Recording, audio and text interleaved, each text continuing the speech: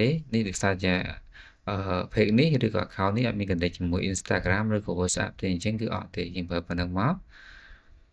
យើងកន្លែងនេះទៀតយើងយកថា maximum click ក៏បាន conversion ក៏បាន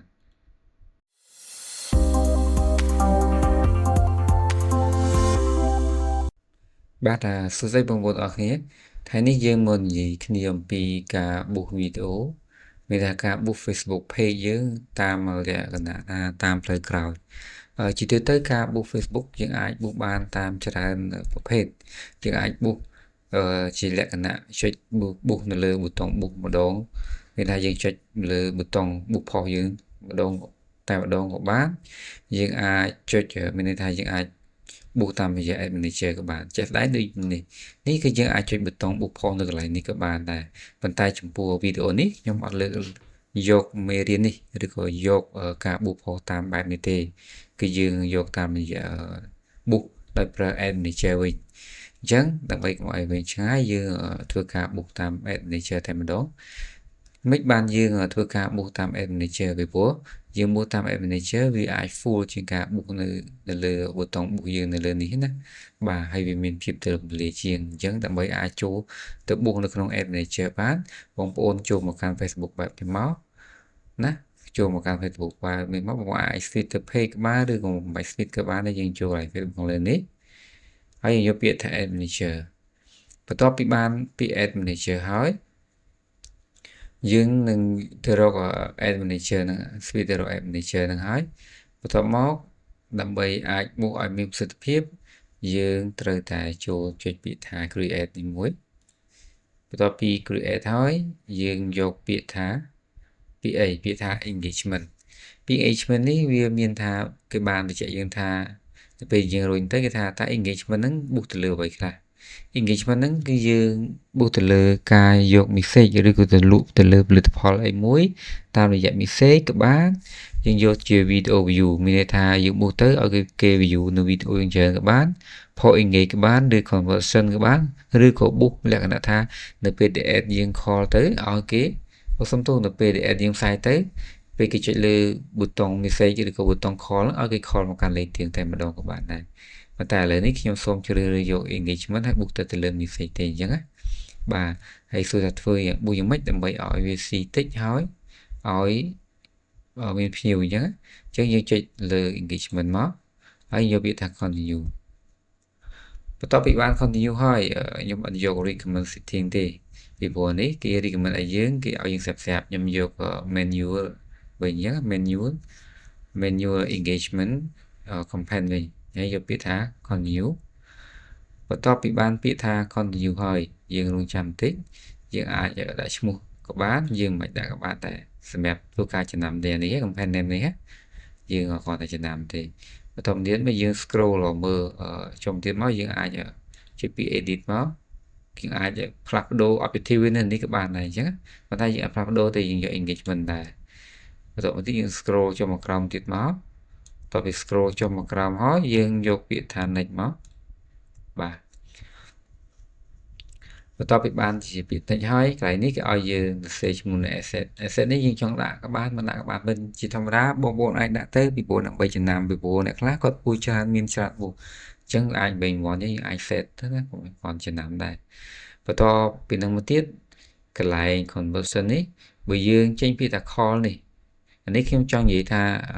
ការបួននេះគឺថ្ងៃទី9សំទុះខែ9ថ្ងៃ11 2025ណាបាទថ្មីអញ្ចឹងវាចេញបែបនេះបើសិនចេញបែបនេះយើងអាចនៅពេលដែលយើងដាក់បែបនេះ conversion location នេះកន្លែងហ្នឹងគឺនៅពេលដែល ad នឹង show ទៅគឺពេលគេចុចលើកន្លែង call ហ្នឹងគឺវានឹងរត់មករកលេខឬក៏គេ call direct មកកាន់លេខទូរស័ព្ទយើងតែម្ដង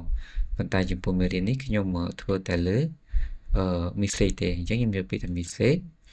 ចុចលើ icon ហ្នឹងណាចុចនឹងក្រោម box នេះមកវាធ្លាក់ឲ្យយើងយកពាក្យថា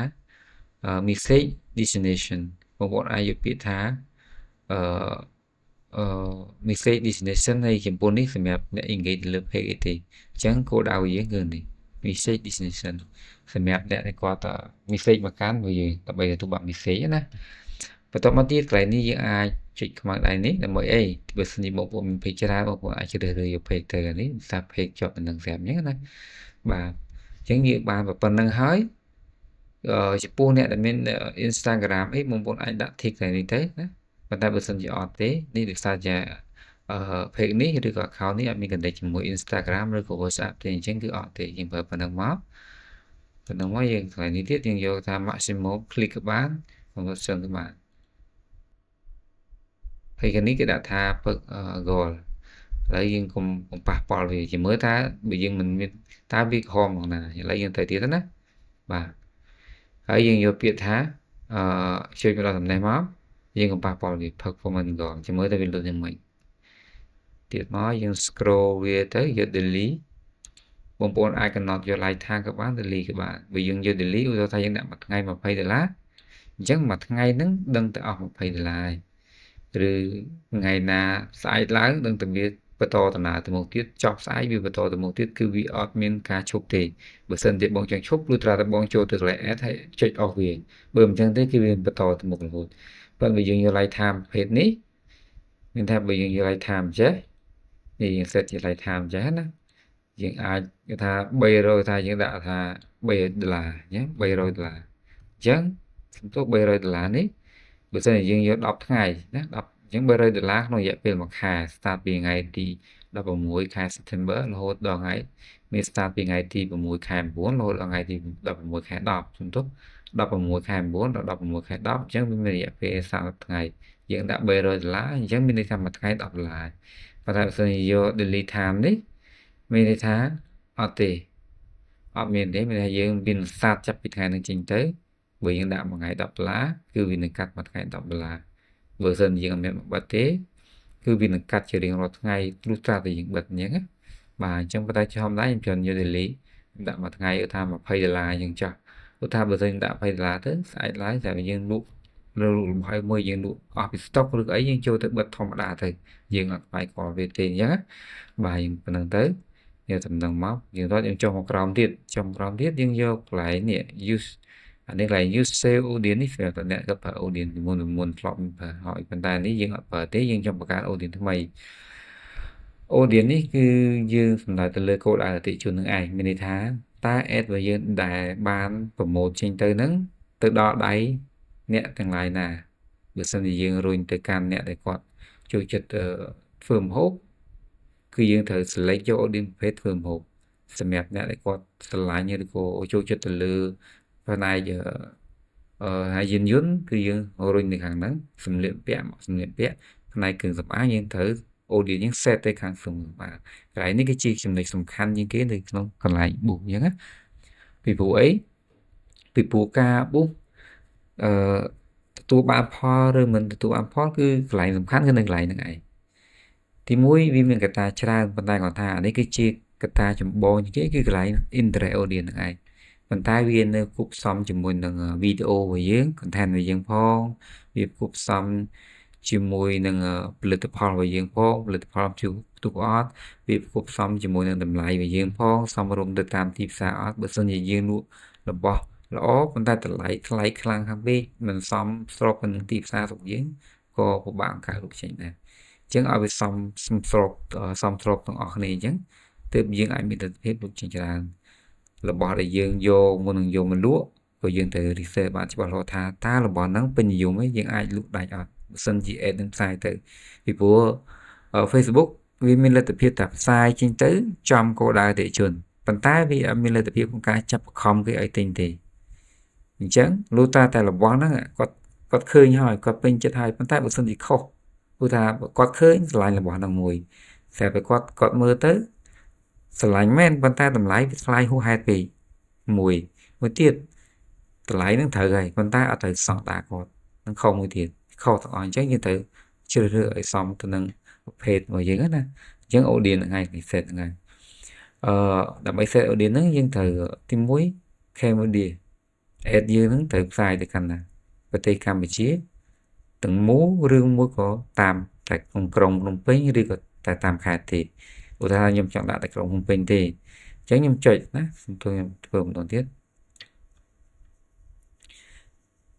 គឺយើងយកតែក្រុងភ្នំពេញទេអញ្ចឹងយើង include the area យកតែក្រុងភ្នំពេញទៅបាទយើង search location ថែមទៀតក៏បានយើង add location នេះក៏បាន Dân dương dột tại ô tô thay em dột trong Phnom Penh dân chọn á bà Phnom Penh dương drop pin drop mới dột Phnom Penh từ bà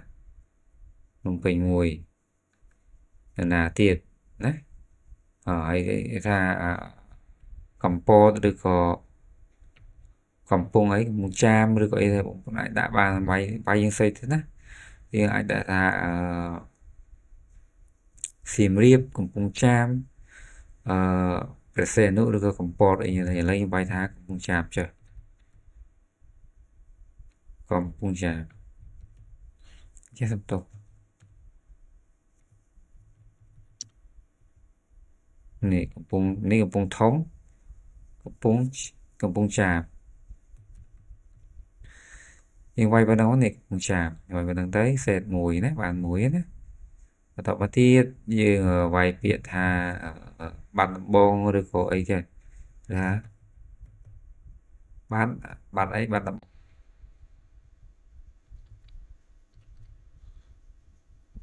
xong đó mới bạn bông đấy bạn bông mùi kìa bà mùi tiết bà nhưng mà phí đó vùng cha bạn làm bông này ưu ho nên còn là ưu thì họ thế hơi tạm chết bông bốn bông lại đã sẽ để thì làm thì là nó còn thì location đại bông bốn cho website tới nữa website tên nào hay ở mới biết có tài số tháng mấy coi nhom set nhóm nè bắt bông nhom set tại thì trong bắt bông hay có em nó khơi từ đó nè phong bình này cái chuyện này nâng tha nâng một vì có bán bán location bây giờ tu sắp nè lại có khơi nắng con nói bắt bông phần tay các bạn dọc từ Phnom Penh chẳng vì chạp từ tam tầm bọn nâng nè khá khi chạp tam một bên mình tha từ bên để có bậc ca đã khó nâng có sen dọc mình tha có sen dọc Andre và quát nơi bắt bóng phần tay có sen đã city Phnom Penh nơi Phnom Penh chẳng cũng bị chạp vô khả năng này chẳng vì ai miền ca prai pro thì tôi chẳng vì mình chỉ bàn rồi phía rồi tiếp phần tay của ta cao sắp bằng 7 phía rồi 4 phía đó cứ chỉ bàn lộ những thầm thử và thôi bên đó dương scroll chụp nó đo lại nó mình thằng lại đi tàng vào dương ấy thì dương thử sai trình từ những chóp thầm thằng hai bên đó dương chua đo lại audience đấy lại đến đó dương giúp biết là audience suggestion ấy optional này và giờ thằng móc và thằng người móc tập giờ thằng móc cái ai dương vậy để lại sầm khăn việc lại là ngày chưa nên là dụ em chọn xả đam đầu tiết thì mỗi cái ao dương chưa được nữa cả đã lưới mà ngày mà thì pi cả chưa được thì thằng để xài trên thế thì bay bậc hết nên thá dụ bữa sân gì bong bồn lụa lán ủa thôi chẳng á dương ai giờ đâm bảy ban thế vì bồn này là đâm bảy còn đất từ dụ còn chứ chẳng nghe đại con mình là tập hiệp ai tình rồi dần dần bán cứ nơi chỉ lo pi ở dụ mà pay mũi phải pi phải bảy lỗ từ tôi học sập ram ấy phần năng từ anh nắng slide từ lớp lượt phòng của anh thì này còn nhóm ô tị hồ thế đó bà hay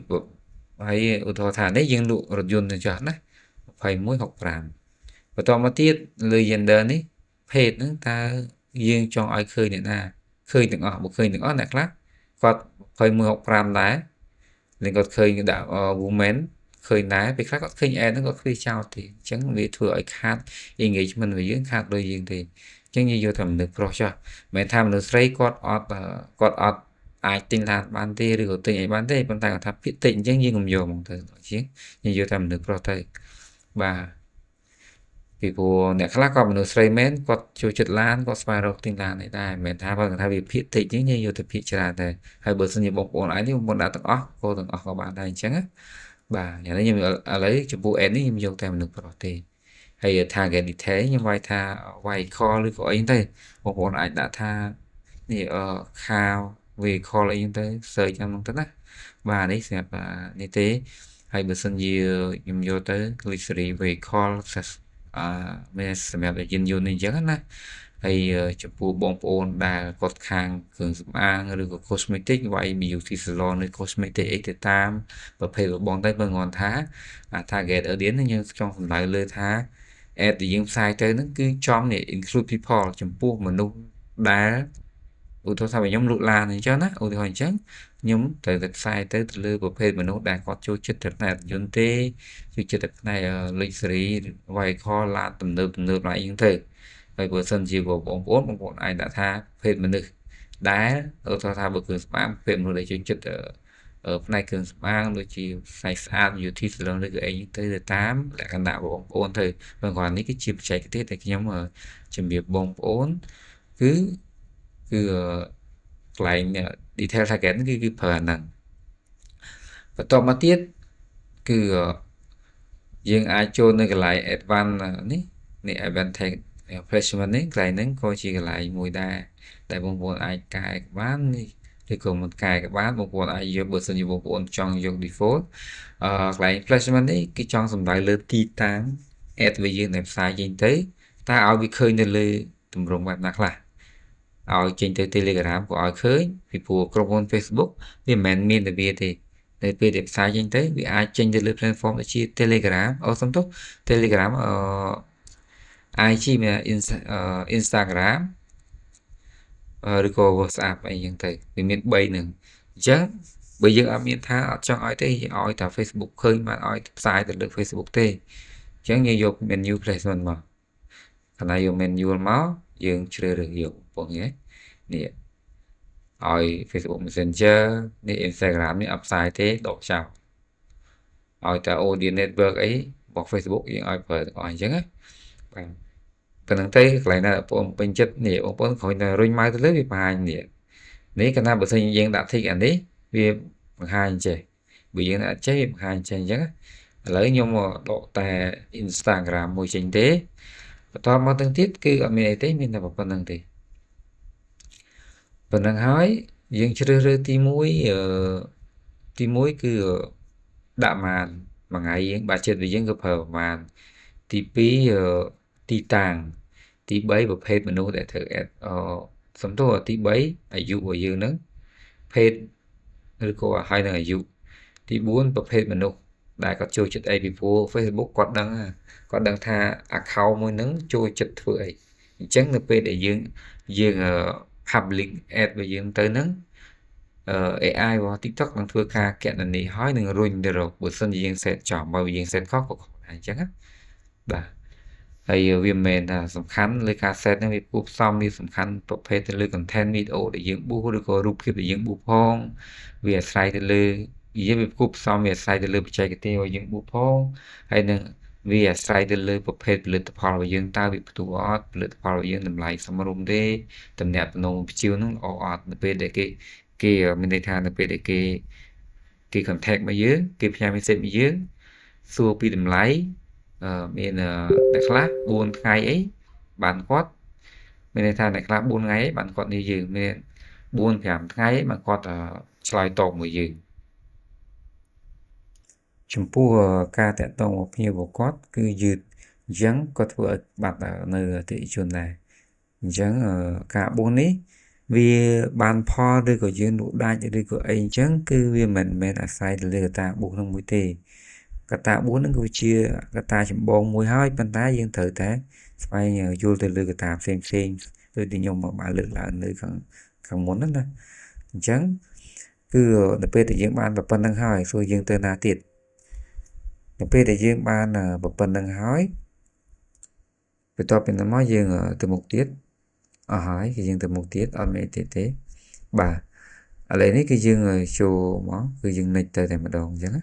ជាពាក្យថានិចមកបន្ទាប់ពីនិចហើយយើងជ្រើសរើសភេទរបស់យើងនេះគឺយើងបានជ្រើសហើយប៉ុន្តែយើងអត់យកវីដេអូដែលយើងមានន័យថាយើងធ្វើការ select ទេឬក៏បង្កើតឲ្យហ្នឹងទេយើងចង់ជ្រើសរើសយកវីដេអូនៅភេទរបស់យើងនៅភេទរបស់យើងណាអញ្ចឹងយើងបានផុសយើងបាន public post ហ្នឹងនៅក្នុង page របស់យើងហើយអញ្ចឹងសួរដើម្បីយកបានគឺយើងចូលពាក្យថា create ad នេះយើងចុចកន្លែងហ្នឹងមក combo box ហ្នឹងមកចុចមកវាធ្លាក់ថា use edit post យើងយក ad ដែលយើងធ្លាប់ post ពីមុនមកអញ្ចឹងយក create tick ហ្នឹងមកហើយយើងយកពាក្យ select post បន្ទាប់ពី select post ហើយនេះយើងអាចជ្រើសបាន post ចាស់ៗរបស់យើងណាព្រោះថាខ្ញុំចង់បួសនៅនេះឡាននេះមួយក៏មួយគេចុះណា បាទខ្ញុំចុច select វាមកយកពាក្យថា continue បន្ទាប់ពី continue មកវានឹង load មកឲ្យយើងនេះអញ្ចឹងហើយយើងយកពាក្យថា destination នេះកន្លែងអីកន្លែង message ឲ្យឆ្លងទៅអញ្ចឹងយើងយកពាក្យថា add នេះមកនេះ add ដែលយើងផ្សាយចេញទៅគឺហ្នឹងឯងបាទហើយហ្នឹងគឺហ្នឹងហើយវាចេញពាក្យថា verify ទី channel នេះយើងមើលថាវា error អី live page ណាតើខ្ញុំបាន select ជ្រើសរើសយើងថយវិញមើលបាទ add វិញ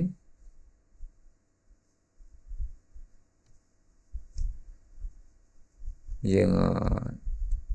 send message បាទដោយសារតែអីបានវាចេញអញ្ចឹងដោយសារនេះដោយសារតែផុសនេះយើងបាន set នៅហៅថានេះ line call action ប៊ូតុងនេះឥឡូវយើងកុំអាខ្វល់វាចេញក្រហមអញ្ចឹងចាំមើលទៅពីយើងចុច public ទៅវាឲ្យយើងទៅថ្ងៃណាចាំមើលយើងចុចនេះហើយអស់ណាខ្ញុំសាកចុច public សាតាមដល់អ្នកគ្នាតែវាចេញយ៉ាងណាប៉ុន្តែតាមខ្ញុំយល់វាប្រហែលអាចជាទៅមុខមានន័យថាវា public ហើយពីព្រោះអីពីព្រោះពេល